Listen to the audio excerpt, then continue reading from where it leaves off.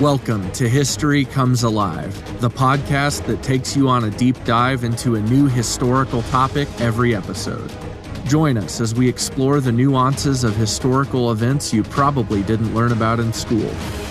Here's your host, Jeff Nichols.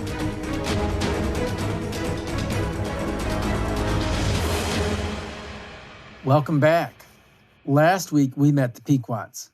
It was an overview, really, of who they were and where they were located, who they interacted with, and how those relationships had developed from the early 1620s until 1633. And that was the year it all changed for the Pequots and everybody else. And as we closed, Hans Enklois, and I'm not sure if I'm pronouncing that correctly, Hans Enklois had been sent to Connecticut to establish a permanent trading post. He purchased land from the Niantic and built Cavet's Hook. And it turned out not to be such a good location. And so the following year, New Netherlands Director General Wouter van Twiller sent Jacob van Curler 50 miles upstream to settle a better location. He purchased his land from the Pequots and established the House of Good Hope. It was 1633, a pivotal year, a year that may very well have marked the zenith of the Pequot Nation, a year that most certainly marked its rapid decline. As we ended last week, we said in part, quote, "So it was that the Dutch had a new trading post to compete with the English and secure Pequot cooperation. There was just one catch. The Dutch wanted all the business, not just Pequot. The Pequot wanted to control the European trade, so they agreed to allow for safe travel of other native groups to the trading post. This was not an extraordinary ask. It was not unheard of. The problem was that the Pequots had no desire to honor that part of the agreement. They did not want to give up or even share their monopoly over native trade and profits. It's always about the money. The fuse was set. What they next did was to light it, and the explosion would destroy everything." End quote. As stated, the fuse was set. And this week we'll examine just one of the explosions that occurred once the fuse was lit. Oddly, there will be several explosions attributed to this one fuse. There will be external threats, internal dissension, and cross-cultural confusions that will lead to calamity after calamity. And did I mention that there was a smallpox epidemic?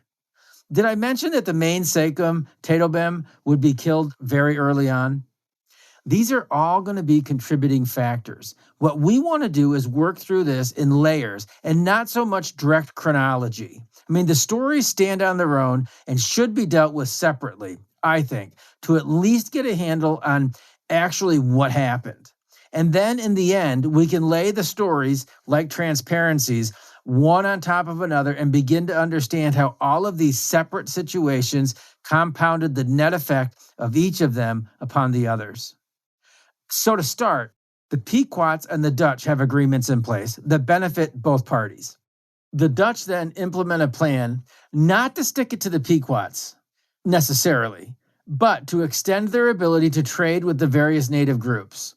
Remember, the English were coming. Well, the setup did not help the Pequots. They were expected to just let their tributaries and enemies alike enter into their land and trade directly with the Dutch. Yeah, right. So, not long after the arrangement had been made, there was an incident, a seemingly straightforward incident that maybe should not have happened, but could certainly have been, either avoided altogether or corrected through diplomacy. Those options did not happen. What did happen was that the Dutch immediately wanted to teach the Pequots a lesson, so they kidnapped their main sachem, Tatelbem, and demanded a ransom.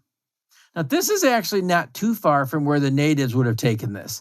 Their legal recourse was generally in the neighborhood of reciprocity. That is to say, repayment of debt with like value, owning the fault if caught or weaker, and paying some kind of price for the offense to the other. The Dutch demanded a ransom. Everybody was tense. Everybody was on edge. The Connecticut region was highly sought after, highly coveted. There were the natives, the powerhouses like the Pequots and the Narragansetts, who were competing for native control, and then there were the Europeans, the Dutch and the English. It was not so cut and dry as Dutch versus English. Within the English camp, you had a growing competition between the Pilgrims of Plymouth and their fellow countrymen, the Puritans of Massachusetts Bay, who were newer to the scene, wealthier, more politically connected back at home, and certainly more numerous and growing in population at an extremely rapid rate, outpacing everybody else and walking in lockstep. So the Dutch had built 2 trading posts with the focus on the House of Good Hope near modern Hartford. The Pilgrims then followed the Dutch into Connecticut. They had tried to enlist the Puritans of Massachusetts Bay to make it a joint venture, but they declined. So they settled at today's Windsor, Connecticut. Now this was strategic. It was meant to cut the Dutch off from the interior trade. The Pilgrims had set themselves up for easier and primary access to the native trade.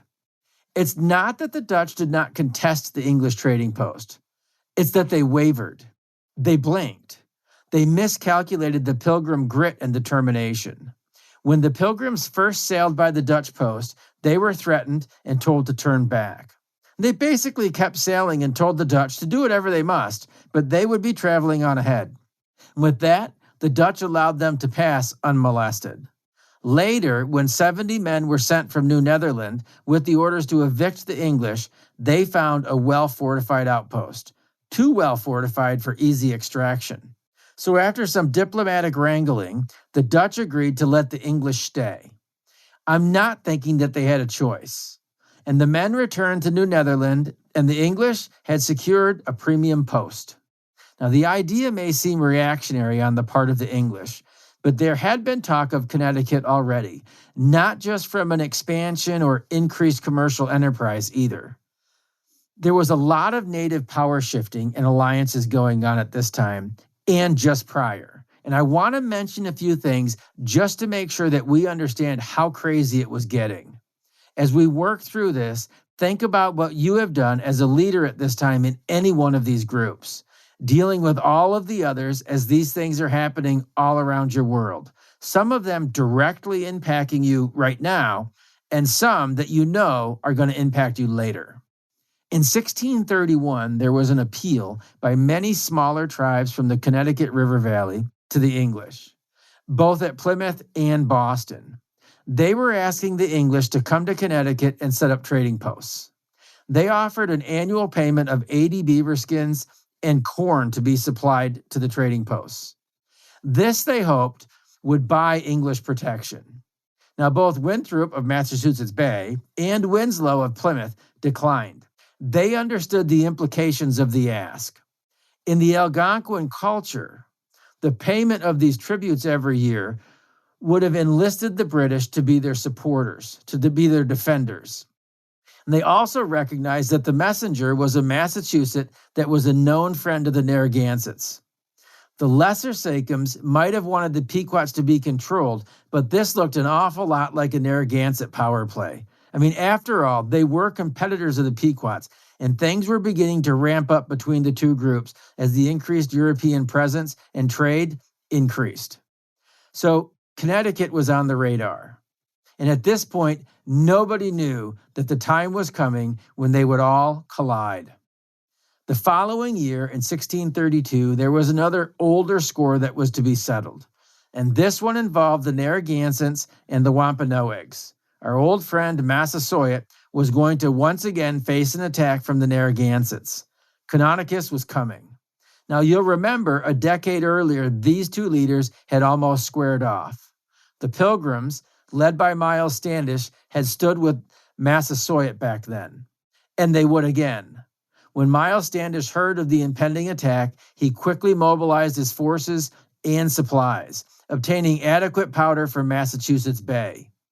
Canonicus's forces never materialized, and the battle, or the ensuing war, never happened. But there was animosity once again. It's interesting to note that neither the Pequots nor the Narragansetts were able to subdue the Wampanoags.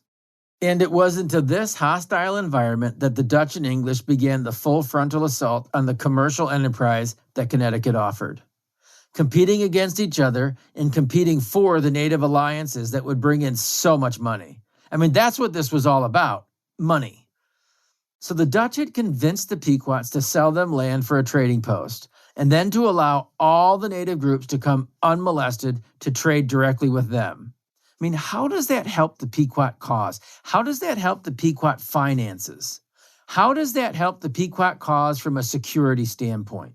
Letting their neighbors who are hostile, either already subservient to the Pequots and possibly hostile, or worse yet, those who were not subservient to the Pequots who presented an immediate danger to their national security. You can already see how this ends up. All we need are the details. So again, this is in the midst of the English squeezing the Dutch in a similar manner as the Dutch are squeezing the Pequots. What would you have done if you were the leader of any one of these groups? So according to Leo Bonfanti, this action by the English caused the Dutch to become more creative and proactive. They began visiting the various villages and buying directly, even at times paying for furs before they were available. Bonfanti also puts forth an odd but plausible scenario with this Dutch activity. And as I've said, and we will examine a little more later, the Pequots, in the midst of all of this upheaval, were actually hit with a smallpox epidemic. And it's been suggested that there were 3 specific Dutchmen that ended up in a specific Pequot village where they intended to stay the winter to make sure they secured all the furs available. And one of these men was a smallpox carrier. And that is to say, he was contagious, but not sick. He didn't show signs of it. Who knows if they knew he was a carrier or not? We'll never know. That could be an area of speculation all by itself. But at any rate, the village, upon these 3 Dutchmen's arrival, boasted a population of about 1,000 people. By the end of that winter, there were 50 people left. That could be a believable situation. The narrative goes further. It's supposed that this outbreak traveled beyond the host village into other villages.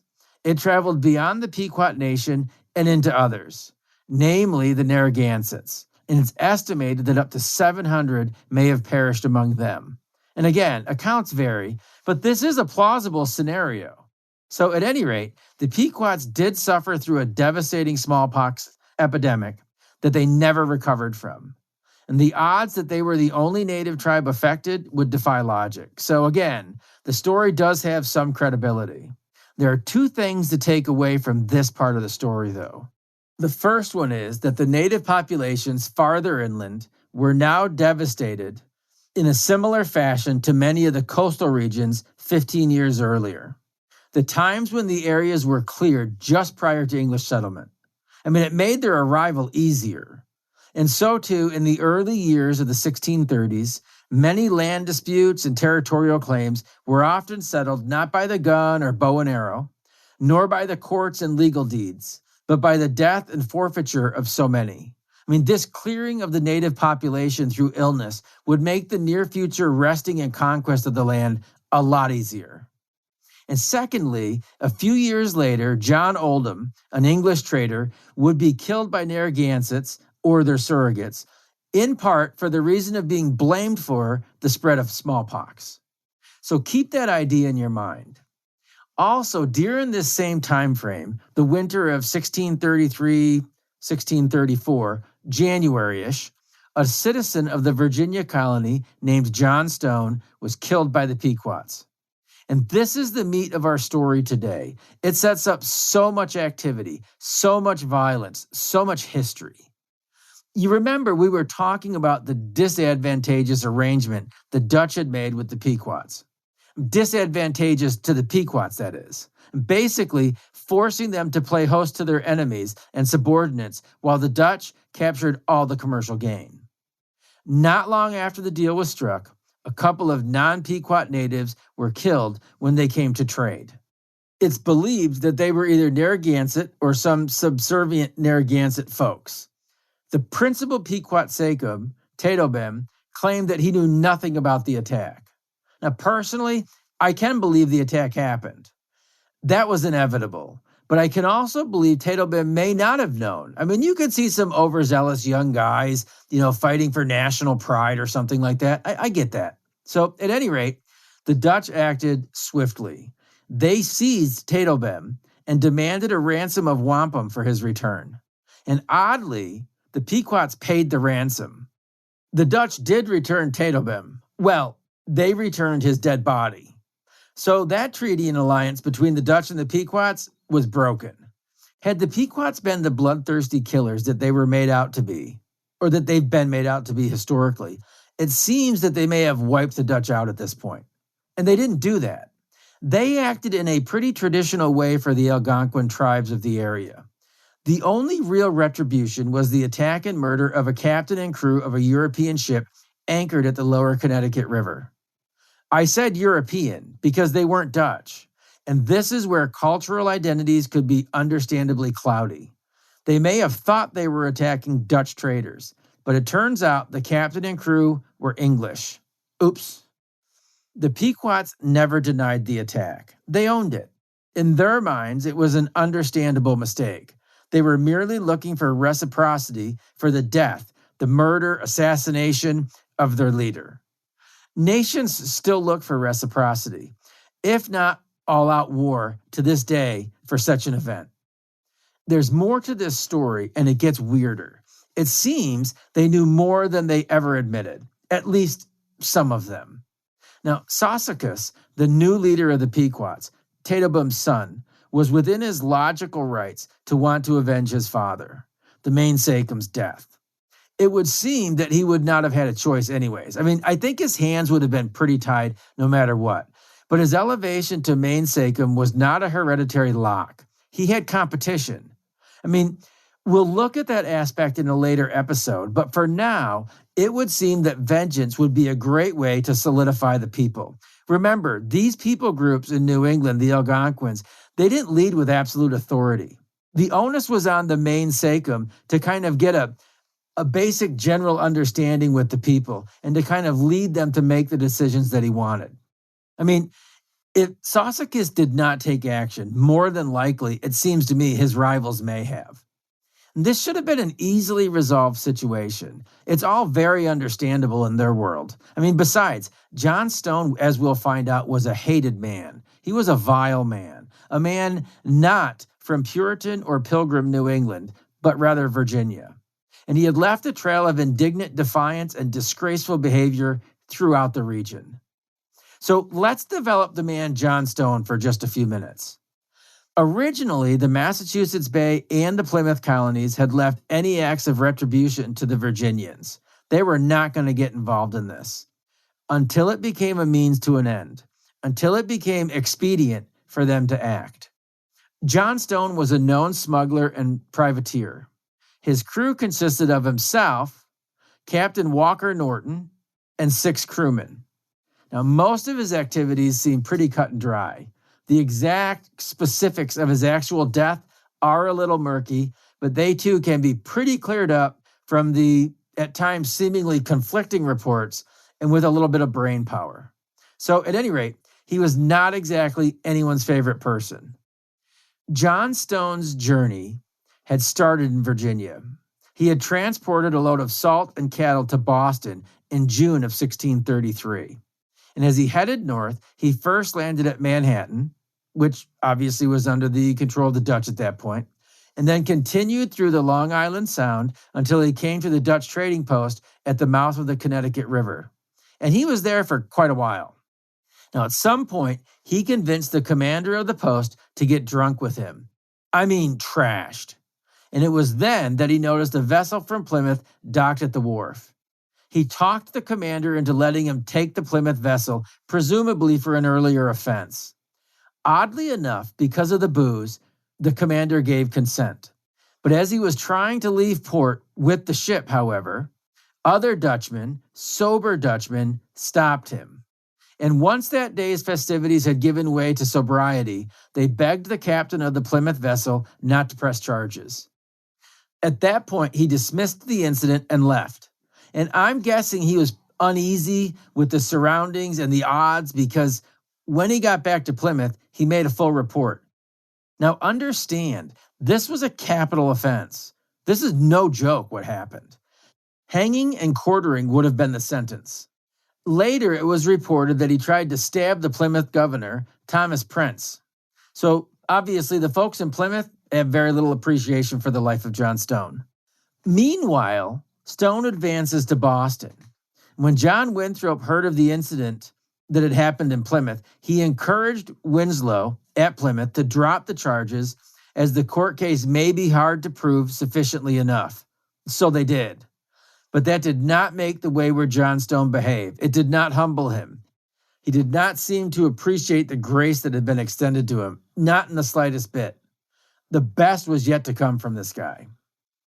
So he arrived in Boston and sold the cargo and picked up more merchandise. So far, so good. It was mid-September, and he was going to head for home. The night before he did, he got very drunk. Actually, he encouraged others to get very drunk with him, in public, in Puritan society, public. Many of the sober folks pressed charges and wanted him arrested. And by the time the authorities arrived on the scene, he was gone. They did locate him. They found him at an area inn sleeping with a married man's wife. They were both arrested. He must have been plastered. I mean, he was so drunk that John Winthrop decided the adultery charge should be dropped, as he was too drunk to have actually committed the deed, even if he had tried. That's pretty intoxicated. You can't make this stuff up. I mean, it gets much better with this guy. Well, better or worse, I mean, you can decide. The charges of drunkenness and the coercion of others to drink excessively did stick. They then secured his ship so that he could not leave, and they let him go on his own recognizance until sentencing. He went immediately to the dock, not having any desire to stand before a Puritan court. He got into an argument with the guard and another man, which, again, had him before Governor Winthrop. And this time he was chained and thrown into jail. Consequently, he was found guilty of the previous offenses, although the adultery charge was dropped and the new assaults were added. He was fined 100 pounds sterling, which was an extremely large fine for the times. John Stone was banished from the colony. His return without prior court approval could cost him his life. But he was free to leave. He did not head straight for Virginia. Instead, he headed north along the coast to Maine, and this is where he picked up Captain John or Walker Norton.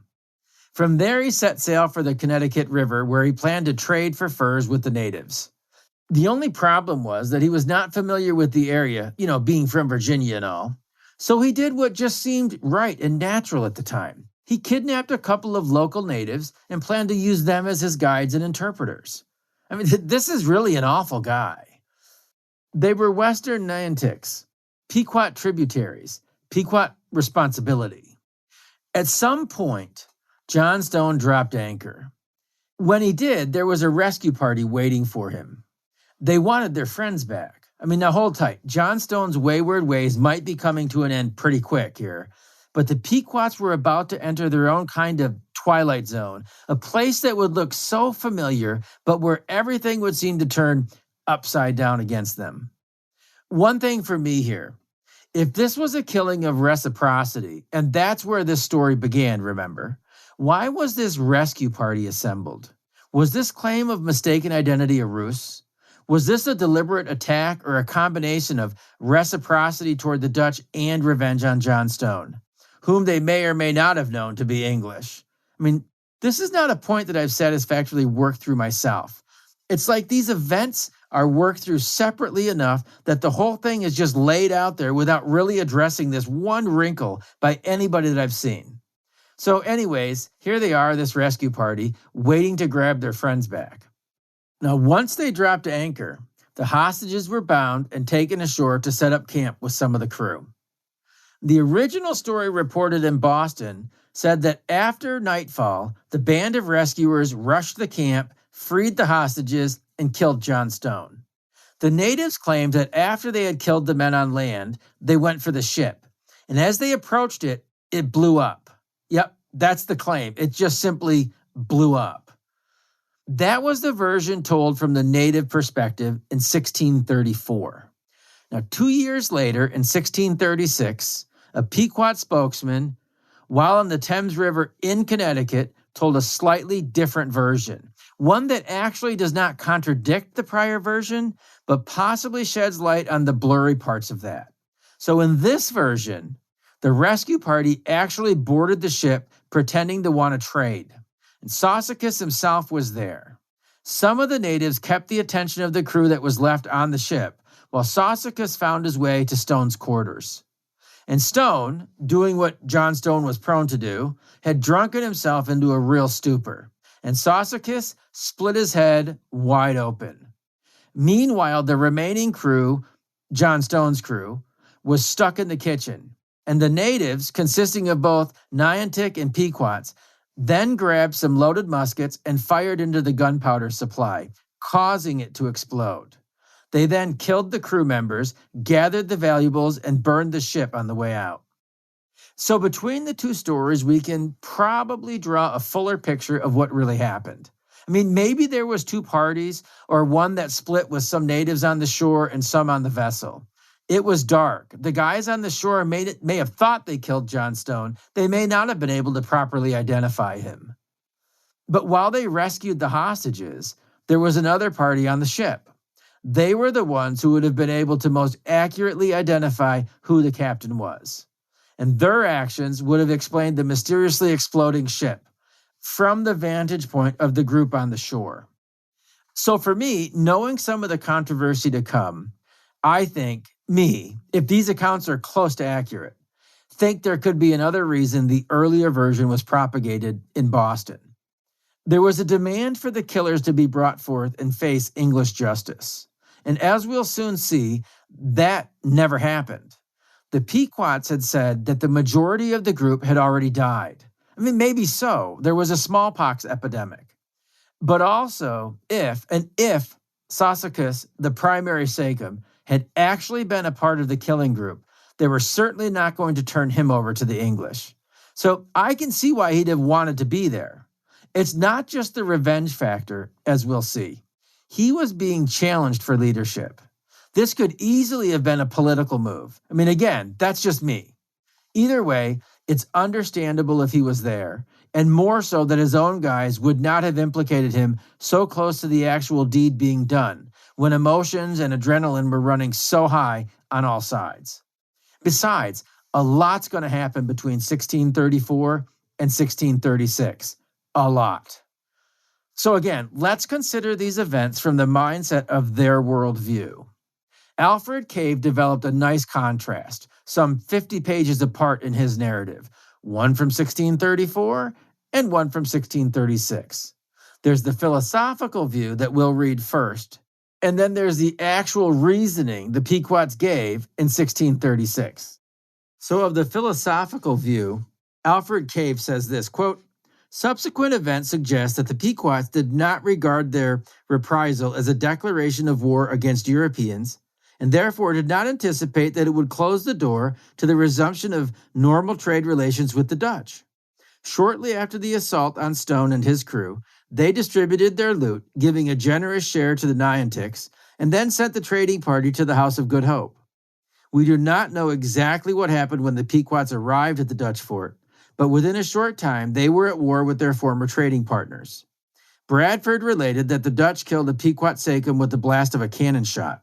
Surprised by that turn of events, the Pequots, as we shall see, then looked to the English for aid, sending a delegation to Boston in 1634." End quote.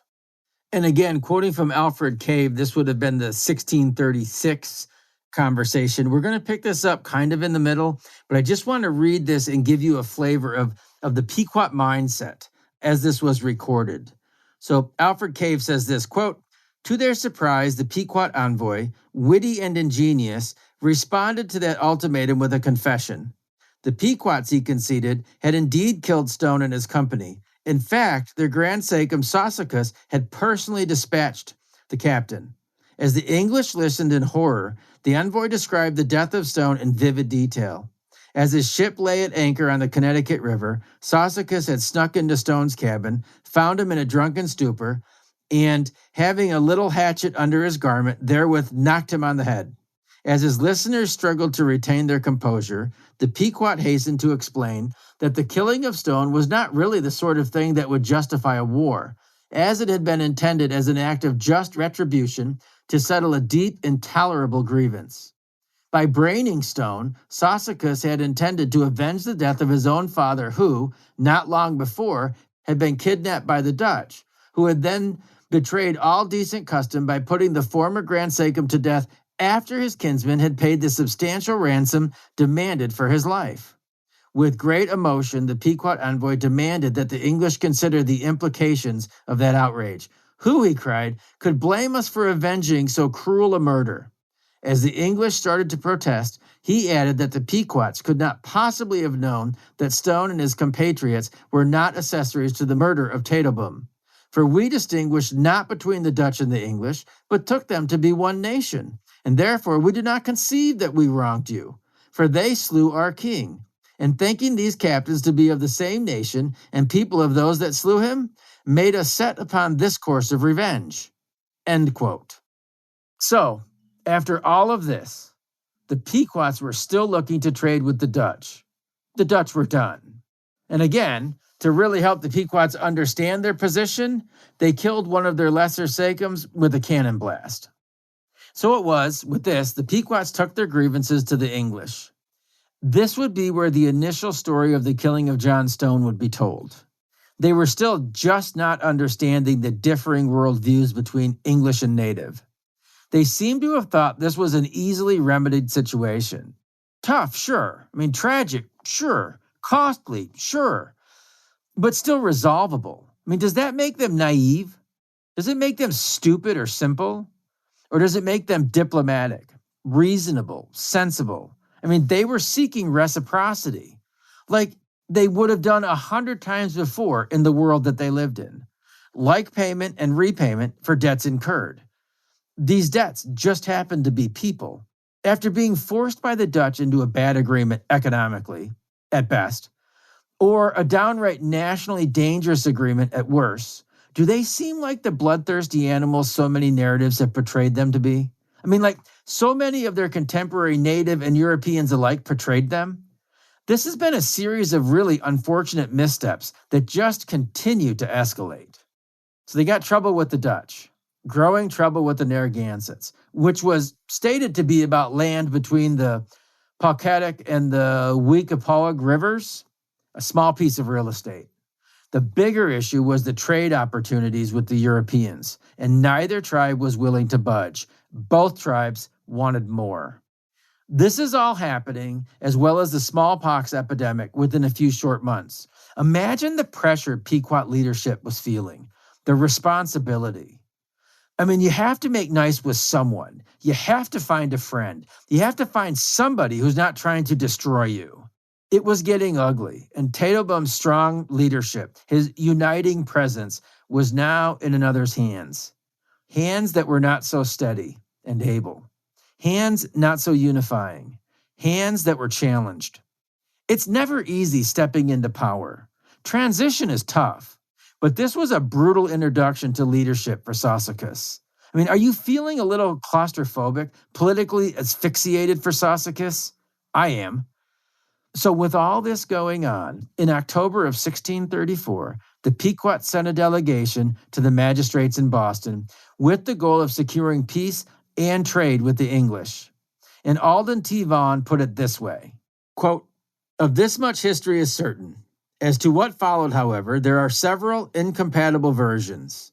The Massachusetts authorities, despite their well-founded dislike for Stone, at first believed that the captain had been villainously assaulted while sleeping in his bunk, the rest of the crew slain, and the vessel plundered. Some of the English were content to wrap themselves in their piety and conclude with Roger Clapp, a Massachusetts settler, that, quote, 'Thus did God destroy him that so proudly threatened to ruin us,' end quote. But for most, it was enough that he was an Englishman. Retribution was necessary. And regardless of the justice of Stone's murder, his 7 companions had also been slaughtered. Up to this point, there had been no direct contact between the New England colonists and the Pequots. But in 1634, the Pequots were at war with the Dutch and the Narragansetts. And now the English were demanding revenge for the murder of John Stone. This was one enemy too many, and the Pequots soon made overtures of friendship to the Bay Colony.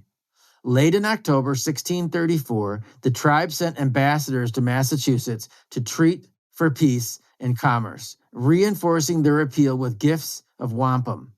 The Puritan authorities were willing to negotiate, but demanded Stone's assassins as a prelude to negotiations. The Pequots replied with an account of Stone's death that differed markedly from the colonists' version. Stone, the Indians contended, had seized and bound two braves who had boarded his ship to trade. Consequently, when the captain later came ashore, he was ambushed by several of the braves' friends. Furthermore, the sachem, who had been responsible for this retaliation, had later been killed by the Dutch, and all but two of his henchmen had been victims of the pox. End quote. So the English did make a deal with the Pequots, and this deal is remembered as the Treaty of 1634. It was a treaty, much like the previous Dutch treaty, that was really too rich for the Pequot bank account. In a nutshell, it was totally slanted to the English. I mean, they knew they were playing with a much stronger hand than the Pequots. The agreement, in part, obligated the English to deliver European goods to the Pequots and to help negotiate peace with the Narragansetts. The treaty obligated the Pequots to a whole lot more. They were to deliver the remaining two killers of John Stone to the English, to allow the English unfettered access to Connecticut, and deliver an obnoxious amount of wampum to Boston. I mean, why not? The goal was money, right? The money was in the wampum. The chief wampum producers, or those who controlled most of the production, needed the English support. All of this without actually agreeing to lend any military support whatsoever to the Pequots. It was a very lopsided treaty agreed to by the Pequot ambassadors that had zero authority to commit to any of these terms. And the fallout would be horrific. That's a story for next time. But until then, I hope our time together this time really helped the history to come alive. Thanks for listening to History Comes Alive. We hope today's episode has given you valuable new information and inspired you to dive even deeper.